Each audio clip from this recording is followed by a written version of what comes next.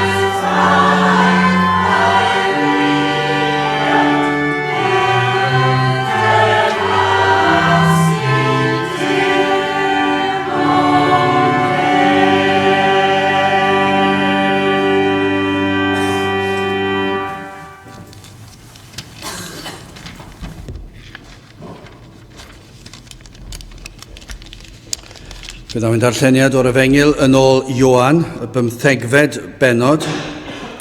Ioan penod 15 ac yn dechrau yn yr adnod gyntaf.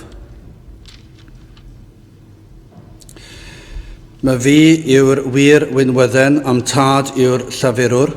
Pob cangen yno fi heb ddwy'n ffrwyth, y mae fe yn ei thynnu ymaith, a phob un addygo ffrwyth, y mae fe yn ei glanhau fel y dygo fwy o ffrwyth.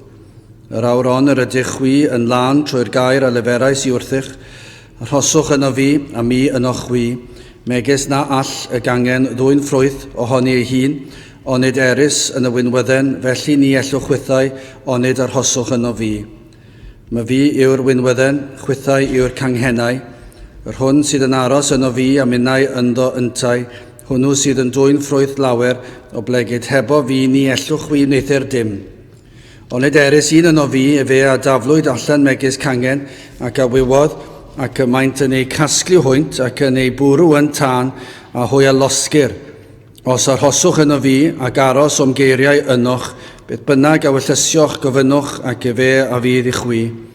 Yn hyn y goglyneddwyd fy nhad, ar ddwy'n ohonoch ffrwyth lawer a disgyblion fyddwch i mi. Fel y carodd y tad fi, felly y cerais innau chwythau, arhoswch yn fy nghariad i. Os credwch fy ngorchmynion, chwi arhoswch yn fy nghariad, fel y cedwais i orchmynion fy nhad, ac yr wyf yn aros yn ei gariad ef. Hyn a ddywedais wrthych, fel yr arhosau fy llawenydd ynoch, ac y byddai eich llawenydd yn gyflawn. Dyma fy ngorchymyn i, ar i chwi garu eich gilydd fel y cerais i chwi. Cariad mwy na hwn nid oes gan neb, sef bod i un roi ei unioes dros ei gyfeillion. Chwi yw fy nghyfeillion, os gwnewch pa bethau bynnag yr wyf yn ei gorchymyn i chwi. Nid ydwyf mwyach yn eich galw yn weision, o blegyd y gwas ni wyr beth y mae ei arglwydd yn ei wneithir, ond mi a'ch gelwais chwi yn gyfeillion, o blegyd pob peth ar a glywais gan fy nhad a hysbysais i chwi. Nid chwi am dywysoch i, ond mae fi a'ch dywysais chwi, ac a'ch ordeiniais chwi, fel yr elech ac y dygech ffrwyth, ac yr arhosau eich ffrwyth, megis pa beth bynnag a fynoch gan y tad yn fy enw i, yr hoddo fe i chwi. Hyn yr wyf yn ei orchymyn i chwi, gari ohonoch eich gilydd, os yw'r byd yn eich cysau chwi, chwi a wyddoch gasau ohono fy fi o'ch blaen chwi. Pe byddech o'r byd, y byd a garair eiddo, ond o blegyd nad ydych o'r byd, eithir i mi eich dewis allan o'r byd, am hynny y mae'r byd yn eich casau chwi. Cofiwch yr ymadrodd a ddywedais i wrthych, nid yw'r gwas yn fwy na'i arglwydd, os erlydiasant fi, hwy a'ch erlydiant chwythau, os cadwant fy ngair i, yr iddo chwythau hefyd a gadwant. Eith yr hyn oll a wnant i chwi mwyn fenw i, am nad adweinent yr hwn am hanfonodd i. Oni bai fy nyfod a llefaru wrthynt, ni biasau arnynt bechod, ond yr awr hon nid oes ganddynt esgus am ei pechod. Yr hwn sydd yn fy nghasau i sydd yn casau fy nhad hefyd. Oni bai wneithir ohono fy neu plith y gweithredoedd ni wnaeth neb arall, ni biasau arnynt bechod. Ond yr awr hon hwy a welsant, ac am casasant i am tad hefyd. Eithir fel y cyflawnyd y gair sydd ysgrifenedig yn ei cyfraith hwynt, hwy am casasant yn ddiachos. Eithir pandel y diddynydd, yr hwn anfona fi chwi oddi wrth y tad, sef ysbryd y gwirionedd, yr hwn sydd yn deillio oddi wrth y tad, fe a dystiolaeth amdana fi, a chwythau hefyd a dystiolaethwch am eich bod o'r dechreuad gyda mi. Byddai bendith Duw ar ei air sanctaidd ef. Gadewch ni nawr ganu emyr rhif 45. Diolch i ti yr holl alluog Dduw am yr Efengyl sanctaidd. Halleluia. Amen. 45 gewn ni sefyll i'w chanu. Amen.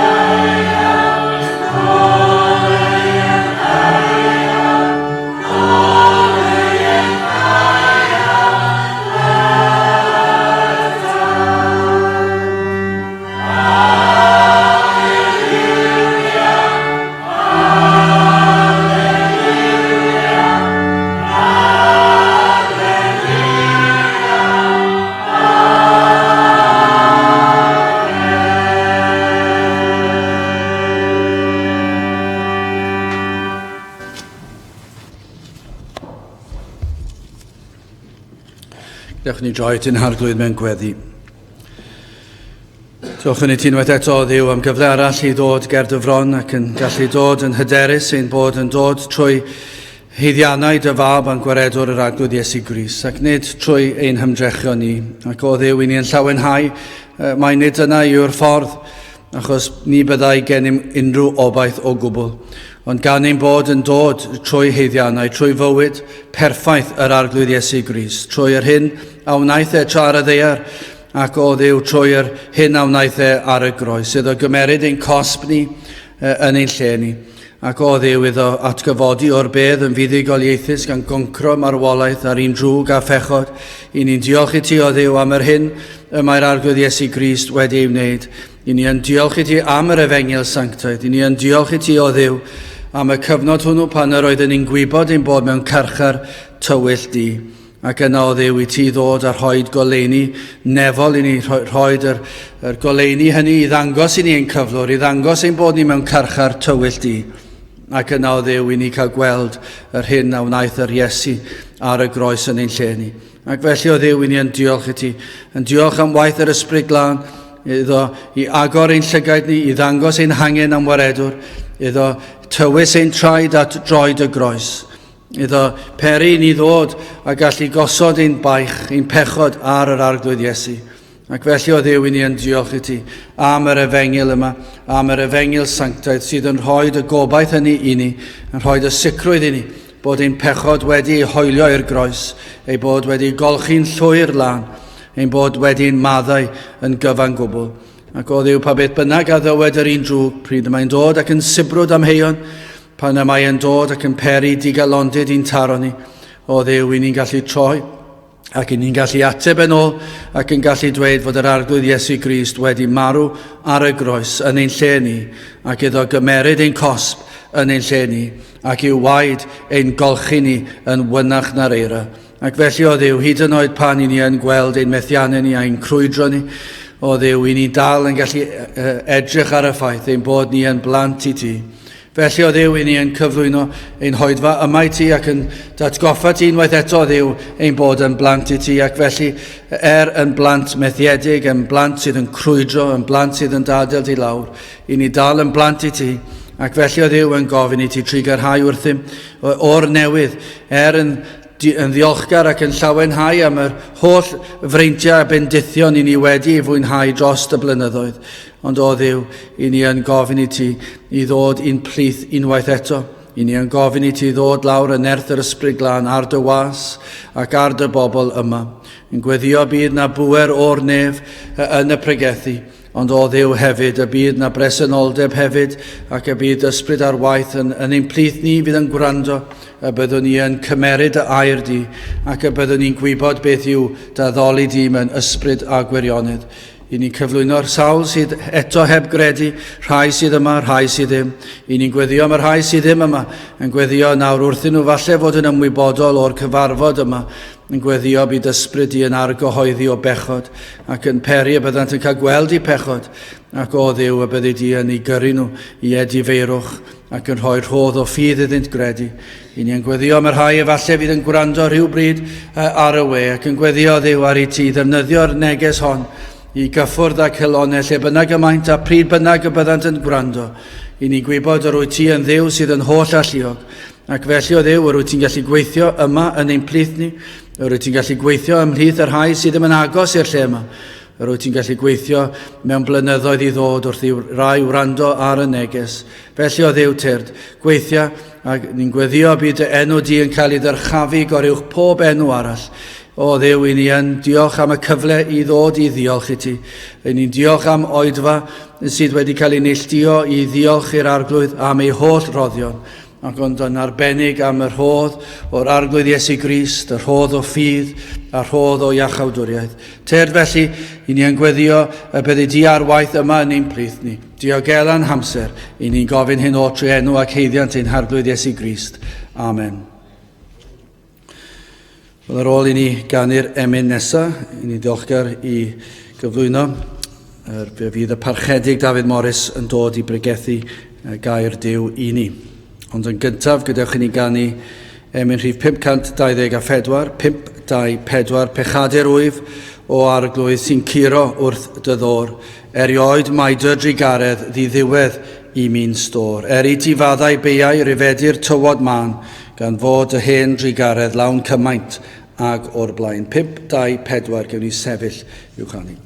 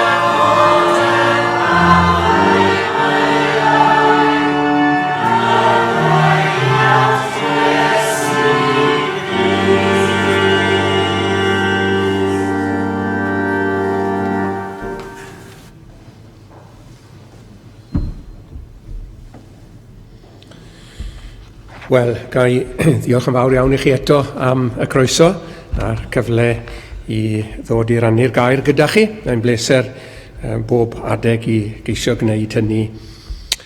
Ac I ni'n troi heno at adnod falle anghyfarwydd ac I ni'n troi I yr 8fed bennod yr 20 o Exodus ac adnod 33. A dyma ddisgrifiad I chi o wisg yr archoffeiriad a beth oedd ar waelod y wisg, beth oedd ar odre y wisg wedi addurno. Gwna ar ei godre hi bom granadau o sidan glas a phorffor ac ysgarlad ar ei godre o amgylch a chlich neu glychau o air rhyngddynt o amgylch. Wel, gawn ni weld mewn munud beth yw ystyr ac arwyddocad y wisg honno a pam I ni'n dewis yr adnod yna fel testyn. Ni wedi dod eto I dymor diolchgarwch. Dyw'n diolchgarwch ni wrth gwrs ddim i'w gyfyngu I un adeg arbennig o'r flwyddyn, ond mae'r tymor hwn yn dymor ffrwythlon ac felly yn ennyn ein diolchgarwch ni. A'r apostol Paul wrth siarad ar dorf yn Listra yn ei hatgoffa nhw o Ffrwythlondeb y ddeiar, o blygyd bendith yr arglwydd, ac mae'n dweud fel hyn wrthyn nhw, nid adawodd fe, sef yr arglwydd, mae honno ei hun yn ddi-dist, gan weithio daioni a rhoddi glaw o'r nefoedd i ni, a thymhorau ffrwythlon, a llenwi ein calonnau ni, a lluniaeth ac a llawenydd. Na chi, ddewediad braf, hyfryd, prydferth, yn dyfe. Yr arglwydd yn llenwi ein calonnau ni, a lluniaeth ac a llawenydd naturiol fysa hynny, wrth gwrs. Wel, i ni'n ddyledus i'r arglwydd yn cynnal ni ac am roi ni eto eleni dymor ffrwythlon.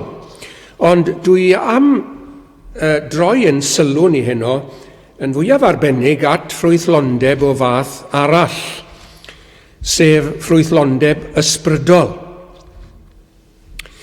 Pa mor ffrwythlon i chi a fi yn ysbrydol? Petai'r arglwydd yn chwilio'n calonnau ni heno, a wele fe ffrwyth, a wele fe enghraifft ddiwioldeb yn ein calonnau ni, a wele fe rasisau yn ein calonnau ni.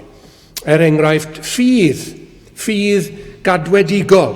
Hynny yw, a fydde'r arglwydd wrth yn archwilio ni, y dyn oedd i mewn, yn gweld yn bod ni'n pwyso ar yr arglwydd Iesu, ac yn dibynnu'n llwyr arno fe, i bersonau, a'i waithau, a'n bod ni wedi mentro yn y gorffennol, ond yn bwysig iawn, yn dal i ymddiried yn Iesu Grist, yn mentro popeth ar y gwaredwr. Chi'n cofio'r cyngor yn yr emyn Ann Griffiths, dyfywyd, mentra arno, ac arno rhod y bwn.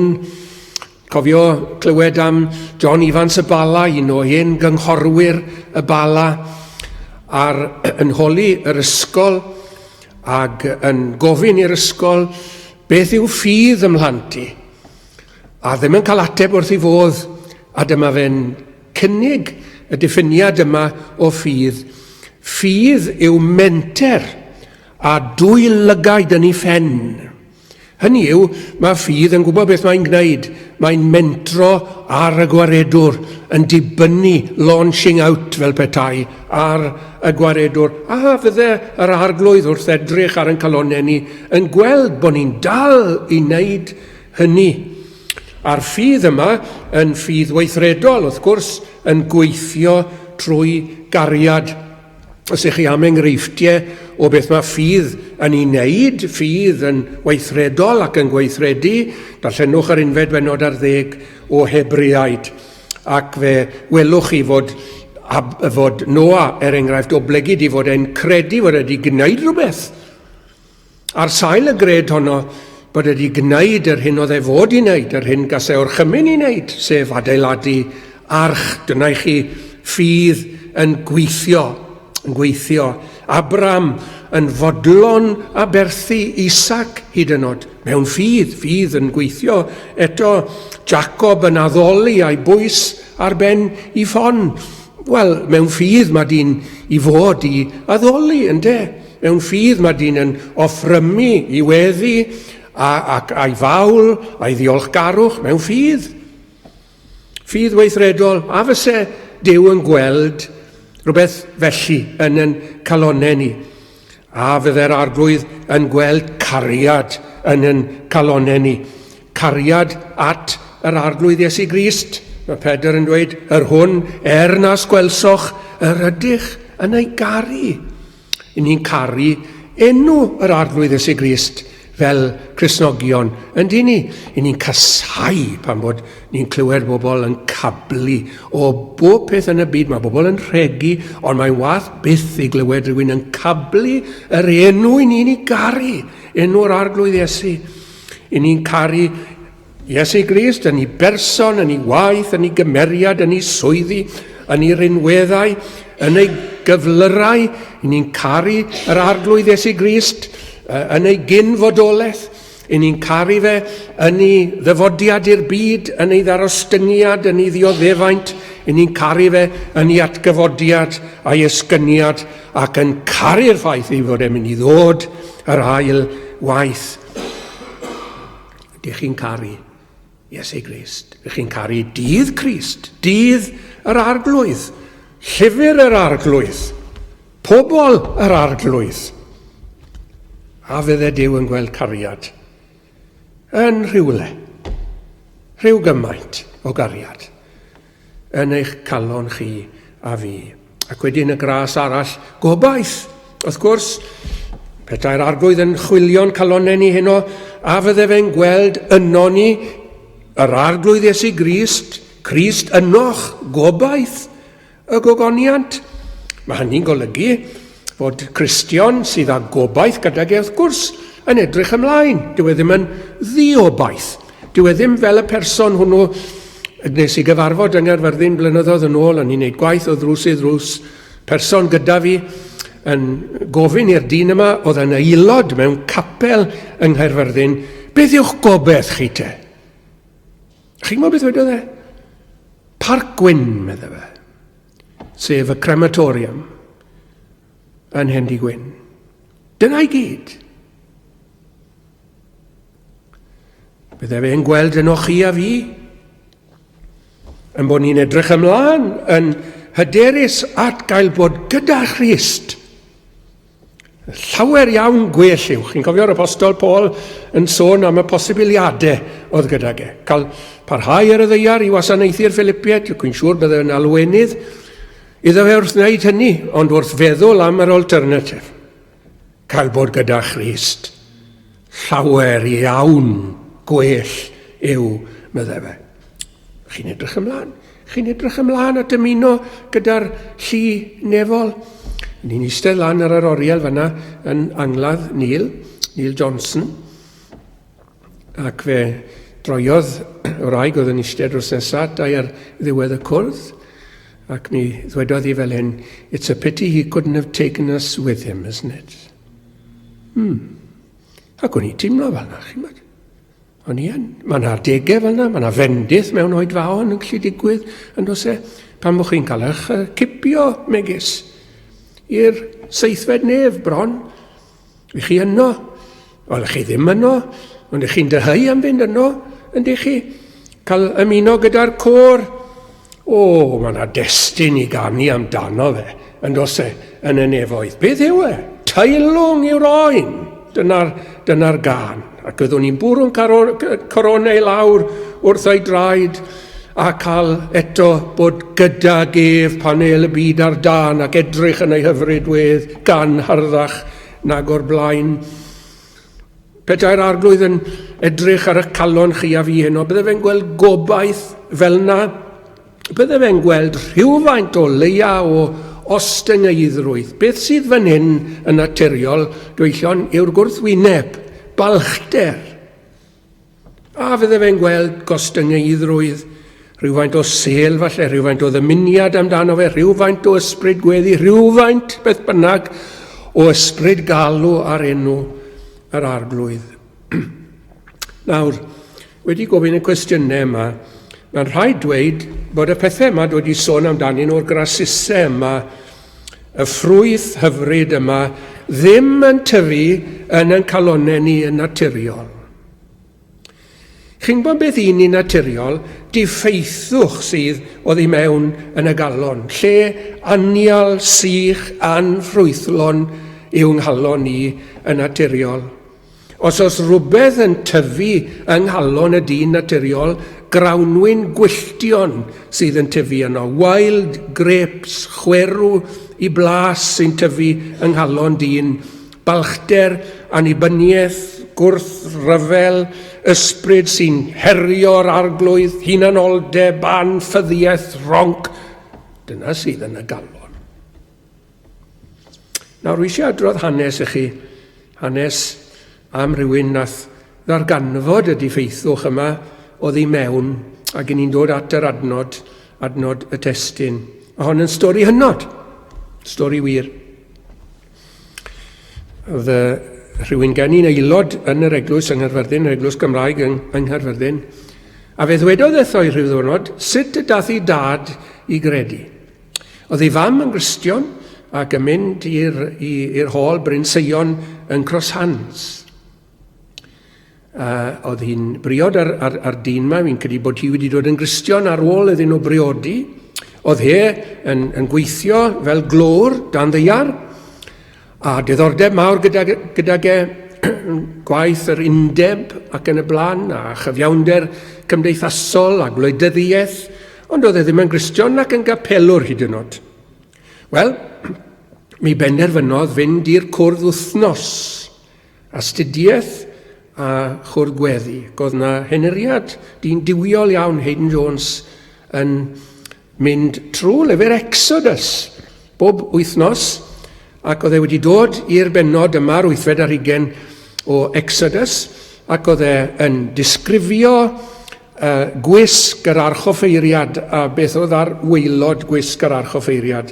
Nawr oedd e'n gwybod bod y dyn yma, wrth gwrs, wedi dod i'r gynulleidfa, nath oedd ddim newid i neges o gwbl.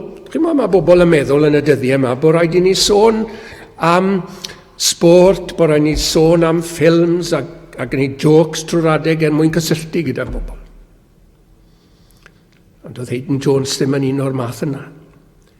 Bregethu'r gair, a mi barhaodd i bregethu'r gair o'r adnod yma, adnod y testun.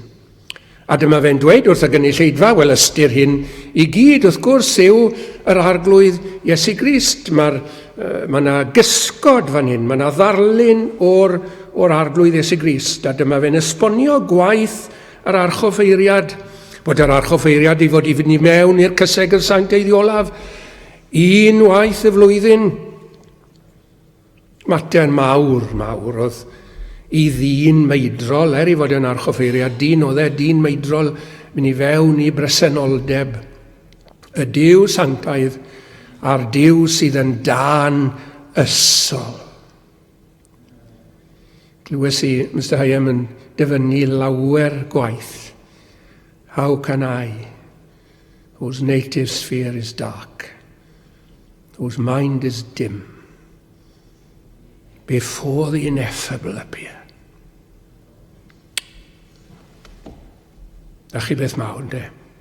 And on my naked spirit bear the uncreated beam. Chi weld, fentre'r archoffeiriad ddim yn i fewn i'r cyseg yr sanctaidd olaf heb waed. Oedd rhaid cael gwaed yn y cawg yno dde. Oedd y gwaed yma fod i gael ei daenellu o flaen y drigareddfa ac ar y drigareddfa. Ac wedyn oedd y gwaed yma, gwaed anifeiliad oedd e, wrth gwrs, ond oedd y gwaed yn cael ei dderbyn gan yr arglwydd, pro tem, yn wyneb yr aberth mawr oedd i ddod. Ac roedd yr archoffeiriad yn cael byw i fod e wedi dod i bresenoldeb yr arglwydd. A'r bobl yn cael byw, a'r bobl yn cael maddeiant ar gyfrif gwaed yr arglwydd Iesu Grist oedd yn mynd i gael i dywallt. A'r clychau yma yn dangos bod yr archoffeiriad yn fyw a bod yr aberth wedi cael ei dderbyn, ac fydde'r bobl yn streinio, mae'n debyg i glywed yr archoffeiriad yn symud a clywed y clychau yn canu ar odre i wisgau. Dyna oedd pwrpas y clychau yma, yn tystiolaethu fod yr aberth yn ddigonol a bod yr arglwydd wedi derbyn yr aberth. A'r pomgranadau, beth oedd rhaid yn cynrychioli Ffrwythlondeb yr aberth, a Ffrwythlondeb holl waith yr archoffeiriad mewn gwirionedd. Dyna oedd y pwrpas. A'r dyn yma yn gwrando ar y pregethwr, yn siarad yn fwyaf arbennig am Ffrwythlondeb yr arglwydd Iesu Grist. A'r ysbryd glân yn ei argyhoeddi fe, ond wyt ti ddim yn ffrwythlon. Does dim byd yno ti i blesio Duw o gwbl, ac heb ffydd amhosibl rhyngu bodd Duw. Yn bod ni falle yn ymddangos ger bron dynion yn ddigon derbyniol, ond i ni mynd i baso yr arglwydd. Na, fe gafodd ei argyhoeddi fod yna anialwch tu fewn. ond bod yna obaith iddo fe i fod yn ffrwythlon o blegyd Ffrwythlondeb yr archoffeiriad, yr arglwydd Iesu Grist. Dyna ddisgeidiaeth bennod a ddarllenwyd i ni, bod ni fel canghennau yn y wynwydden, a bod y bywyd sydd yn y wynwydden yn llifo i fewn i'r canghennau, a bod yna bosibilrwydd wedyn i ni ddwy'n ffrwyth lawer hyd yn oed, os i ni'n aros yn yr arglwydd Iesu Grist. Ond wi eisiau meddwl gyda chi am Ffrwythlondeb yr archoffeiriad heno, yr arglwydd Iesu Grist. Nawr, beth oedd remit yr archoffeiriad? Beth oedd ei waith e? Ei waith e'n gyffredinol, wrth gwrs, oedd cynrychioli'r bobl ger bron Duw a chynrychioli Duw i'r bobl. Ond fe allwn ni ddweud, mae 3 pheth yn fras oedd gwaith yr archoffeiriad. Aberthu i ddechrau, wrth gwrs, ac i chi'n gwybod, chi sydd yn Gristnogion yma, heno, yn gwybod yn iawn, fod yna ffrwd leifeiriol gref o waed creduried, yn rhedeg trwy'r Hen Testament. Mae yna sôn am aberth yn gynnar iawn. Yr arglwydd Iesu Grist yn ymddangos i Adda ac Efa, ac anifael yn cael ei ladd mwyn gwneud peisiau crwyn iddyn nhw. Dyna ddechrau'r cyfan i gyd, erbyn bod ni'n dod i gyfnod Abraham, nag oedd y ddeddf a'r aberthau ddim wedi cael ei sefydlu megis, eto i gyd oedd na aberthu. Ble bynnag oedd Abraham yn mynd, oedd yn codi allor, oedd e'n aberthu i Dduw, ond gyda dyfodiad y ddeddf, wrth gwrs, mae'r cyfan yn cael ei ffurfioli, ac mae yna wahanol fathau o anifeiliaid i fod i gael ei aberthu. Mae yna gysondeb yn yr aberthu, aberth y bore, aberth yr hwyr, ac mae'r aberthau yma, rhai nhw'n aberthau llosg, mae rai eraill yn aberthau hedd, ond mae yna dywallt gwaed yn digwydd yn gyson. Yr offeiriad yn bobl brysur iawn oedd ni'n licio gweud am yn hunain ac am yn cydnabod, mae'n brysur yn dweud, brysur yn ei waith, ddim amser i ddim byd, ond oedd yr offeiriad yma'n bobl brysur, gyfeillion. Ond nhw'n bobl weithgar, fydden nhw ddim yn mentro peidio gwneud ei gwaith o aberthu ac yn offrymu yn barhaus. Ond dim ond un waith yr offrymodd yr arglwydd Iesu Grist ei hun yn aberth. Mae'r gair yna'n cael ei ailadrodd, fendigedig yn yr epistol at yr Hebreed yn diwedd, un waith yn niwedd y byd yr ymddangosodd fe i ddileu pechod trwy ei aberthu ei hun. Un waith am byth oedd ddigon i wisgo'r goron ddraen. Un waith am byth oedd ddigon i ddiodde'r bicell fain. Un aberth mawr gwirfoddol a ddofodd, ddwyfol, lyd, un Iesu croesoliedig yn feddyg trwy'r holl fyd. Dyna i chi y gwahaniaeth. Welwch chi'r gwrthgyferbyniad trawiadol nawr rhwng aberth yr Hen Testament ac aberth yr arglwydd Iesu Grist. Yn ni'n casglu felly bod yr aberthau yma yn yr Hen Testament, o'n nhw fod i gael i offrymu, o'n nhw wedi cael ei sefydlu gan yr arglwydd, ond dim ond dros dro oedden nhw, dim ond pro tem oedden nhw. Ond ni'n cael yn aberth yr arglwydd Iesu Grist, aberth terfynol. Does dim eisiau un aberth arall, fydd na ddim un aberth arall yn gymeradwy gan yr arglwydd o blegyd fod aberth Crist yn aberth terfynol. Mae yn aberth cyflawn o ran i gynnwys. Allwch chi ddim ychwanegu dim at aberth yr arglwydd Iesu Grist. Mae wedi gwneud pob peth sydd yn angenreidiol trwy'r un aberth yna, wedi dehyddo Duw, wedi prynu bobl, wedi talu dyled nhw, wedi glanhau nhw, wedi sancteiddio nhw, wedi cyflawni popeth sydd yn angenreidiol trwy'r un aberth yma, yr aberth cyflawn yma. Ac mae'n aberth perffaith o ran ei ansawdd. Does dim modd gwella arno fe o gwbl. Ac i ni'n gwybod hyn, mae'r tad wedi rhoi sel i fendith ar aberth terfynol. Perffaith, cyflawn yr arglwydd Iesu Grist trwy gyfodi ei fab o'r beth. Mae wedi cael ei ddweud sawl tro yn diwe. Mae'r atgyfodiad yn amen i'r hyn dwedodd yr arglwydd Iesu. Gorffennwyd, gorffennwyd. A mae'r tad yn rhoi'r amen ac yn cyfodi i fab. Ac mae'n esgyn ac mae'n cael ei goroni a gogoniant yn y nefoedd. Wyddwch chi, yr holl dywall gwaed yn yr Hen Testament, doedd yr aberthau yna ddim yn pur o'r gydwybod. Dyn nhw ddim yn cyffwrdd a chydwybod. Defod ffurfiol oedd e. Oedd yr aberthau yma, a'i ddweud eto, wedi sefydlu gan yr arglwydd, ond defodau ffurfiol oedd nhw, ond pan ni'n dod at waed yr arglwydd Iesu Grist, ni'n cael y wybodaeth hyfryd yma yn yr epistol at yr Hebreaid, na fydden ni'n gallu cyhoeddi fod yna heddwch cydwybod a'i chlirio trwy'r gwaed a chorff y farwolaeth sef pechod andraid.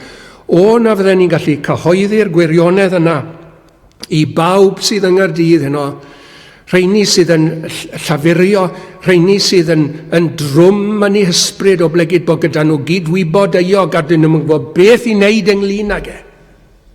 Yn cofio emyn mawr ehedydd ial, cydwybod euog, medda fe, oedd yn rhio dan fy mron. Ni'n gwybod beth yw hynny, ni'n gwybod am yn cydwybodau, ni'n sibrwd am bell waith yn dweud, ti'n wrong.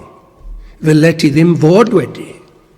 Ddyle ti ddim fod wedi dweud hynny, ddim fod wedi gwneud hynny.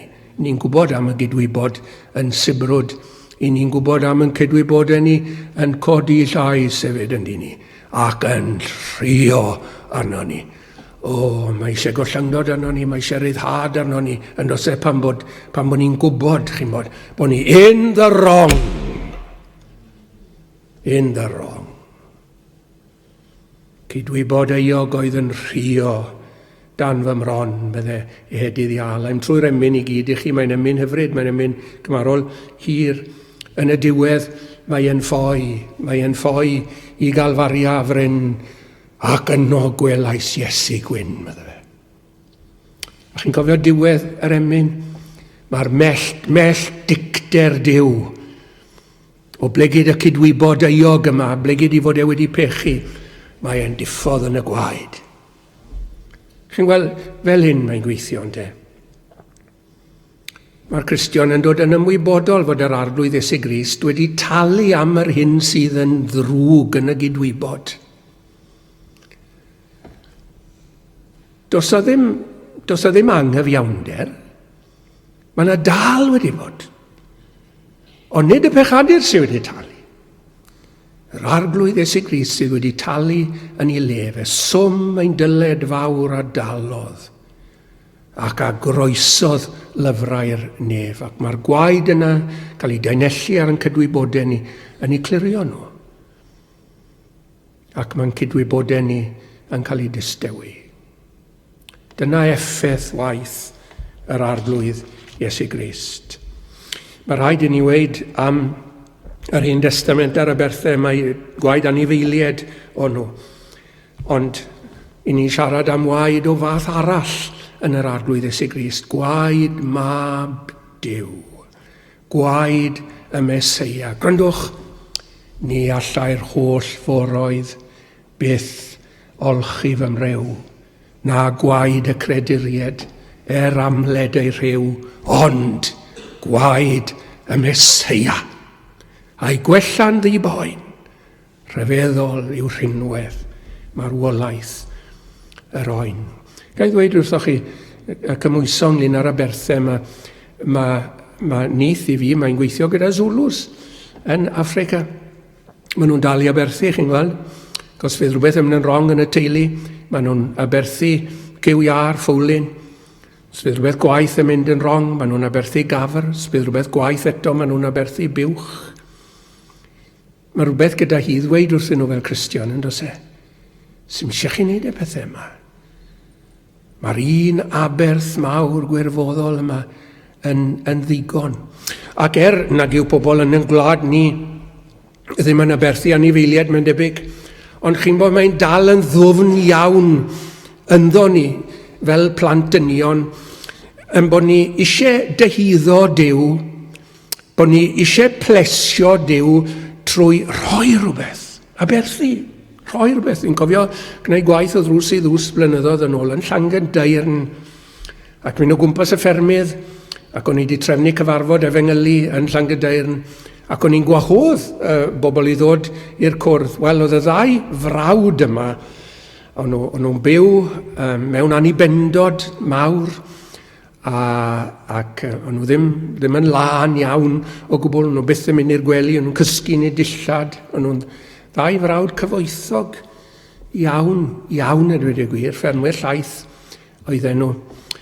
Ac oedd dim un bwriad gyda nhw ddod i'r cyfarfod, ond beth o'n nhw eisiau gwneud oedd dod â checkbook allan. Ac o'n nhw eisiau sgrifennu check, ac o'n i'n gweud wrthyn nhw, wel, diolch yn fawr i chi, ond dyn ni ddim eisiau dim byd wrthoch chi, dyn ni ddim eisiau dim wrthoch chi.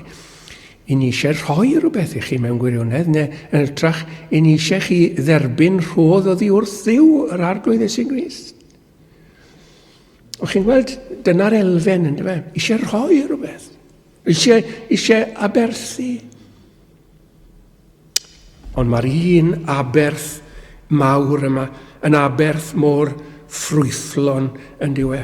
Chi'n bod y pennill yma, fyddwn ni'n canu fe nawr mewn munud. Meddwl am waith yr arglwydd Iesu Grist yn aberthu. Ni chollwyd gwaed y groes, erioed am ddim i'r llawr. Na dioddef angael oes heb ryw ddibenion mawr, a dyma oedd ei amganef, fy nwyn o'r byd i deyrnas nef, a nid dim ond un chwaith, ond efe a ddig bechodau llaweroedd, bydd yna dyrfa nas gall neb ei rhifo yn y nef, ac byddwn ni yno gyfellion ar gownt o blegyd yr un aberth mawr ffrwythlon yma. Beth arall oedd yr archoffeiriad fod i wneud? Oedd e fod i weddio dros y bobl, fod i eiriol ar ei rhan nhw, fod i nesau at Dduw ar ei rhan nhw. Ar rhan y bobl oedd e'n ei gynrychioli, ac o'n nhw ar ei ddwyfronegau, wrth gwrs, cynrychioli rhain oedd e, gweddio dros rhain oedd e. Ond meddwl am yr offeiriad a'r archoffeiriad, mae drylion oedden nhw, wrth gwrs, a'i gweddio nhw bownd o fod felly yn ddiffygiol yn aml.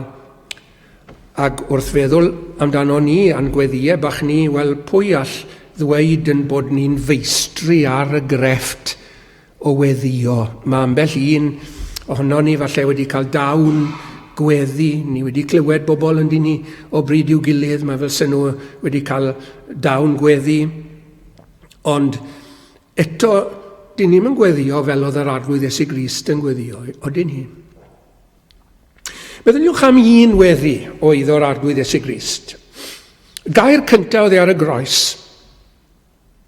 Arglwydd madda iddynt, canis ni wyddan pa beth y maint yn ei wneithir. Gofyn am faddeuant, i reini oedd newydd i groesoelio fe, reini oedd newydd yrru'r hoelion trwy ddwylo fe a'i draed e, ac oedd e wedi cael ei godi yn uchel ar y groes ac yno yn hongian, ac mae e yn gofyn am faddeuant. Nawr, mae yna bobl ar hyd y canrifoedd wedi sylwi ar yr ysbryd maddeugar, wrth gwrs, trawiadol iawn oedd yn yr arglwydd Iesu Grist. Heb sylwi falle fod y weddi hon yn gais bendant a phenodol. Mae e'n gofyn iddi dad nefol am wneud rhywbeth i faddeu'r bobl sydd wedi ei groesoelio fe. Ac i ni'n sôn am Ffrwythlondeb yr archoffeiriad, wel nawr, a oedd y weddi honno'n ffrwythlon? Oedd. 100%. O blegyd, ni'n cael fod y canwriad. Nawr, dyma'r milwr oedd wedi bod yn gofalu am y busnes ofnadw yma o groesoelio'r gwaredwr. Y canwriad a'r rhai oedd gydag hynny yw y milwyr eraill, milwyr proffesiynol eraill yma, Rhufeinig, a rheini, wrth weld y ddeiargryn a'r pethau a wneithbwyd, dyma nhw'n gwneud datganiad. Yn wir mab Duw oedd hwn. Wel. Bydd hynod i ddweud, ond o'r sio wedi meddwl am yr arglwydd Iesu Grist fel drwy gweithredwr, fel y ddau arall. Ond nawr, a golwg collol wahanol gyda nhw ar yr arglwydd Iesu Grist. Maen nhw wedi cael goleuni, yn diw nhw. Mae'r Ysbryd Glân wedi bod ar waith, yn sydyn, yn ei goleio nhw fel hyn. Maen nhw wedi cael ei adgenhedlu. Maen nhw wedi cael ei genio newydd trwy'r Ysbryd Glân. Maen nhw wedi cael troedigaeth sydyn. A gyda hynny, mae maddeiant yn dod fel i chi'n gwybod, yn hyfryd. Dyma ateb y weddi. Arglwydd maddau iddynt. Ac ymhellach wedyn, chi'n cofio dydd y Pentecost, y Pedr yn anerch y dorf, ac yn ei siarso nhw ac yn dweud wrthyn nhw, i chi wedi rhoi eich dwylo anwyr ar hwn, ar yr arglwydd Iesu, ond mae Duw wedi gyfodi fe. Mae'n ei beio nhw felly, nhw sydd ar fai, ond beth i gwyddoedd iddyn nhw? 3,000 o eneidiau yn dod i gredu y diwrnod hwnnw yn ffrwyth pregethu Pedr yn do fe. Maen nhw'n edifarhau ac edifarhewch a bedyddiar chwi. Dyna ddwedwyd wrthyn nhw. Rhifedi y gwir a wnaed yngelch 3,000. Na chi ffrwyth eto y weddi, yr un weddi yna o'r eiddo, yr arglwydd Iesu Grist. Ond mae yna fwy eto yn y chweched o actau. Mae yna dyrfa fawr o'r offeiriad yn ei fyddhau i'r ffydd, ac oedd rhain, wrth gwrs, y tu ôl i'r croesoelio hefyd, yn dod nhw. Oedd na Iddewon, oedd na Rufeiniaid yn ymgyngreirio gyda'i gilydd mwyn croesoelio yr arglwydd Iesu Grist. A maen nhw gyd wedi cael maddeiant. Pob un. O blegyd yr un weddi yma. Ac mae pob gweddi arall oedd o'r archoffeiriad mawr yn heiriolwr ni yn mynd i gael i hateb. Ac felly, darllenwch chi y weddi fawr archoffeiriadol yn yr ail bennod ar 15 o Iwan, ac fe gliwch chi eich archoffeiriad chi yn gofyn y bydd eich tad yn eich cadw chi yn y byd drwg presennol yma, lle mae yna lot fawr o wahanol fathau o beryglon. Ond mae'n gofyn i'r tad, mae'n ymwybodol yn un, dwi. Cadw hwynt, medde fe. Sancteiddia hwynt yn dy wirionedd, medde fe. Ac chi'n cofio y cais yma, y tad, yr o'i fe newydd llysio, lle rwy fi fod ohony'n twythau hefyd gyda yma fi, fel y gwelont fy ngogoniant ar o ddaist i ni. Wel, nawr o'n i'n sôn am angladdau gynnau. Chi wedi cael colledion, ydych chi? Colli Paddy, colli Neil, colli Mr. Pam maen nhw wedi mynd? Wel, o blygyd y weddi yma. Ac eich chi'n gweld, wy'n credu mai dyma ddyle fod ar death certificate bob Cristion. Pam mae'r Cristion yn marw? Wel, o blygyd gwendid corff, dyma'r secondary causes allwn ni ddweud yw'r hynny. Ond y rheswm mawr yw o blygyd fod yr arglwydd Iesu newydd llysio. Bod nhw gydag a bod e wedi gweddio i'r tad. Allai roi'r peth fel hyn i chi. Dyw Iesu Grist ddim yn gallu bod heb i ddiweddu am byth. Dyw ddim yn gallu bod heb y braid am byth. Mae rhaid wedi sôn amdani nhw nawr. Maen nhw yn gwneud i fyny yn briodasferch. Yn diw nhw. Mae'r arglwydd Iesu Grist yn caru i briodasferch. Mae eisiau bod y briodasferch gydag yn y nefoedd. A meddyliwch chi am gymaint o weithiau mae'r tad wedi ateb gweddi'r arglwydd Iesu Grist, y rwy fi yn newid llysio, lle rwy fi y byddan nhw hefyd, fel y gwelont fy ngogoniant i. Gweddi ffrwythlon yw honna, gyfeillion, gweddi ffrwythlon. Beth arall, y trydydd peth oedd yr archoffeiriad i fod i fendithio y bobl. Ond dim ond gallu cyhoeddi'r fendith oedd e. Meddyliwch chi am Aron, mae'n hoff iawn o'r fendith Aronaidd, achos mae hi'n brydferth iawn yn dyw y fendith hon. Bendithiad yr arglwydd di, chi'n cofio fe'n codi ddwylo y fendithio'r bobl. Yn ei cynnwys nhw yn ei ddwylo fel petai. Y dymuno oedd e'n gwneud, dymuno bydd yr arglwydd yn bendithio, yr arglwydd, bendithiad yr arglwydd i achadwed i llewyrched yr arglwydd, lewyrch ei wyneb arnat a thrigarhaed wrthyt. Darchafed yr arglwydd ei wyneb arnat a rhodded i ti dangnefedd. Beautiful, ynddo? Beautiful, beautiful. Ac mi fyddwn ni'n cyhoeddi'r fendith, ac mi fyddwn ni'n dweud wrth yn gilydd pam fyddwn ni'n ymadel a'n gilydd wel bendydd arnoch chi. Dymuno ni'n gwneud, ynddo? Bendydd y nef arnoch chi. Hyfryd o beth, ynddo? Wel, mae yna bobl yn y byd yma fydd eisiau'n melltithio ni chwal, ynddo se. Mae clywed plant yr arglwydd yn bendithio i gilydd, mae rhywbeth hyfryd, ond dymuniad yw e. Nawr te, ynglyn â'r arglwydd Iesu Grist. Nid yn gymaint cyhoeddi'r fendith yn unig yma'r arglwydd Iesu, ond yn cyfrannu'r fendith ac yn sicrhau'r fendith i bob un o'i blant. Beth ni'n cael yn yr epistol at yr Efesied, bod ni wedi cael yn bendithio a phob bendith ysbrydol yn y nefolion leoedd o blegyd bod ni yn yr arglwydd Iesu Grist. So i chi'n cofio beth oedd y bendithion yna yn y bennod gyntaf. Megis yr etholodd efenni ynddo fe ei hun. Etholedigaeth, rhagluniaeth, predestination. Chi'n mynd clywed Cristnogion yn gofyn i'r tad am y bendithion yma, byth i chi. Rhywun sydd yn Gristion yn barod yn gofyn i'r tad, please wneud i fy newisi, please wneud i fy etholi, please wneud i fy rhagluniaethu. Pam? Chi wedi cael y fennydd. Mae gyda chi, mae'n eiddo i chi.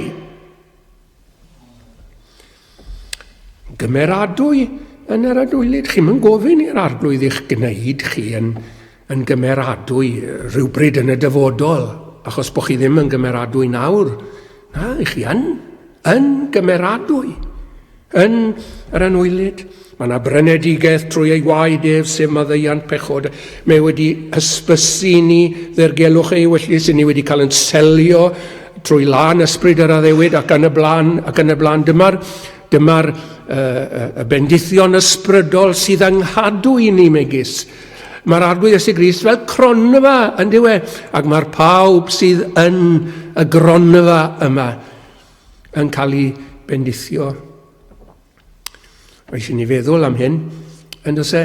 Mae eisiau ni fyfyrio, mae eisiau'r gwirioneddau, mae ddisgyn yn ddwfn yn calonau ni, yn bell waith i ni'n sôn am, wel, dwi'n mynd bod, dwi'n mynd teimlo fel sef i dan fendith, chi wedi cael eich bendithio. Os ych chi yn Grist.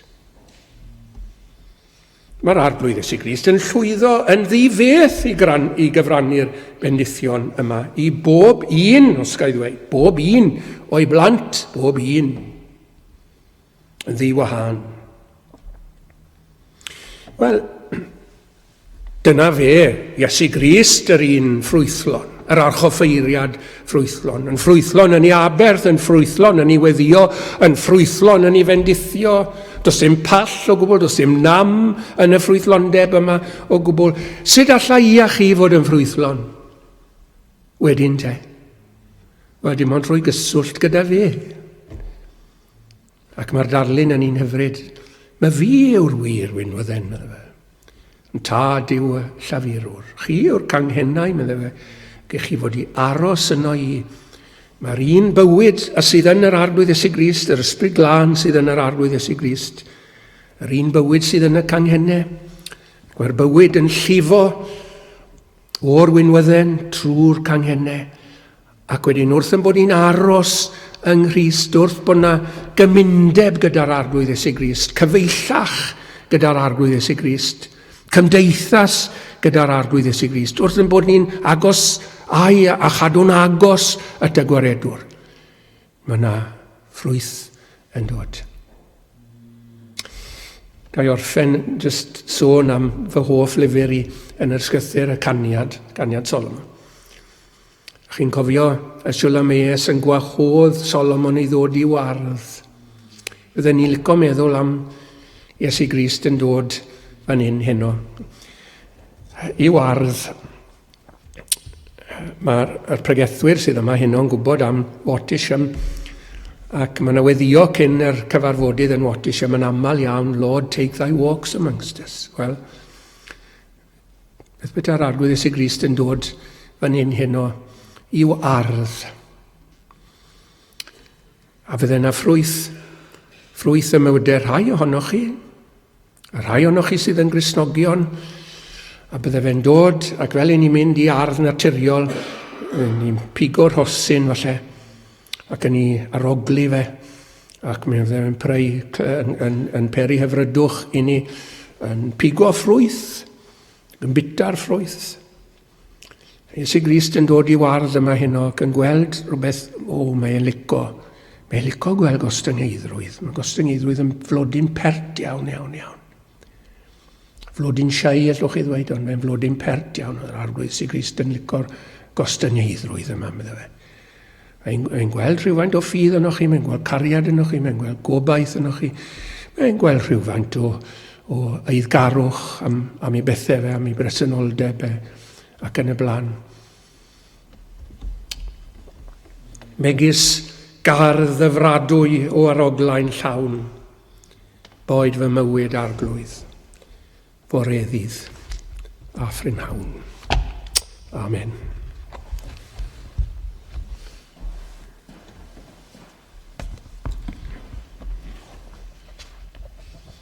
Cant 56.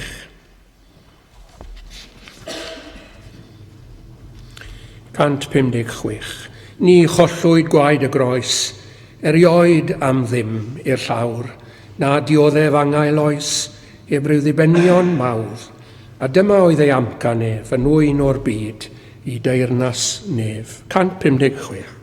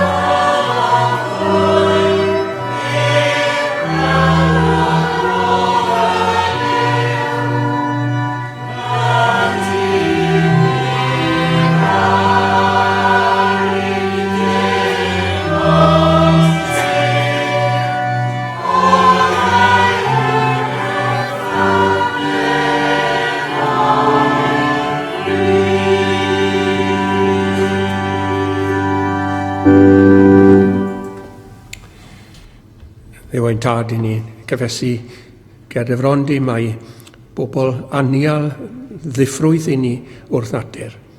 Ond i ni yn diolch yn fawr i ti bod ti yn trigarhau wrthon ni, a bod yna fodd i ni ddwy'n ffrwyth, a cyd yn oed i ddwy'n ffrwyth lawer, os i ni yn yr arglwydd Iesu Grist.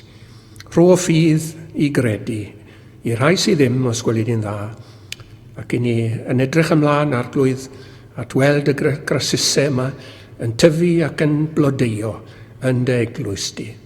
Ni'n cyflwyno'n hunain i ti, bydde di ras ein harglwydd Iesu Grist, a chariad Duw, a chymdeithas ei lan ysbryd ef, i aros gyda ni o'r awr hon hyd yn oes oesoedd.